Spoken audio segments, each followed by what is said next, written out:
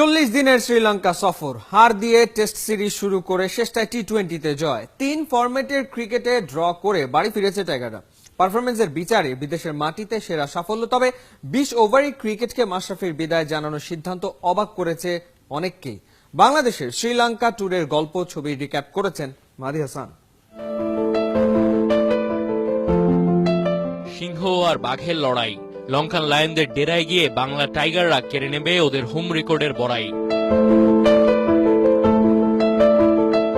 গলে পয়লা টেস্টের স্বপ্ন পূরণ হয়নি, তাতে অবশ্য সব শেষ হয়ে যায়নি। মুশফিক তামিম সৌম্যদের কমিটমেন্ট, মনের জোর, চোখে চোখ রাখার শরীরী ভাষা স্বপ্নের পালে ঠিকই দিয়েছে হাওয়া। সেখান থেকে কলম্বো ১৭তম টেস্ট, ঐতিহাসিক মোমেন্ট, সে কারণেই হয়তো বাড়তি কমিটমেন্ট। সমালোচনা হয়েছে বেশ, সাকিবের পারফরমেন্সে ছিল জবাবের রেশ। পয়লা ইনিংসে ম্যাচের ভাগ্য গড়ে দেওয়া ১১৬ রান, ভক্ত নিন্দুকের স্মৃতিতে বহুদিন বেঁচে থাকবে ওই দান। আগামী তারকা মোসাদ্দেক সৈকতের অভিষেক, ডেবুতে 7-এ নেমে ৭৫-এর ইনিংস পারফেক্ট। ম্যাচ জিততে ১৯১ টার্গেট, শেষ দিনে তামিম ইকবাল দেখিয়েছেন জয়ের গেট। ড্যাশিং ওপেনারের ৮২ রানের নক, মিরাজের উইনিং শট, ওতেই মিলে গেল হাতুরুর ম্যাচ জয়ের ছক। রাবণের দেশে এই প্রথম সাদা পোশাকে জয়ের বন্দর। কলম্বোয় ১৭তম টেস্টের সেই অ্যালবাম ছবির মতোই সুন্দর। পোশাক বদলেছে, আরো ভালো করার খিদেও বেড়েছে।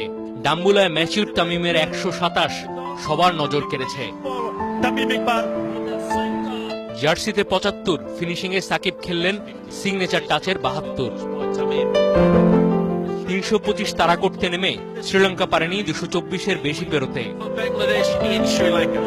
পরের ম্যাচ গিলে নিল লঙ্কার বেরসিক বৃষ্টি। কলম্বোয় শেষটায় বন্দী হলো হারের স্মৃতি। এরপর শুরু হলো mission টি-20।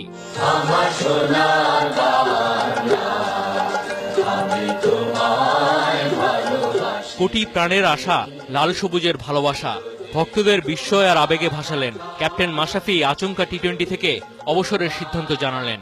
T20 series is going to my last series for Bangladesh cricket. প্রথমটায় টাইগাররা পারেনি, শেষটায় মাশরাফিকে সতীর্থরা হারের স্মৃতি দিতে চায়নি। টিমমেটদের বাড়তি কিছু করার জোশ, জয় দেখে ম্যাচের টি-20 ক্যারিয়ারে টানা পড়ল রেশ।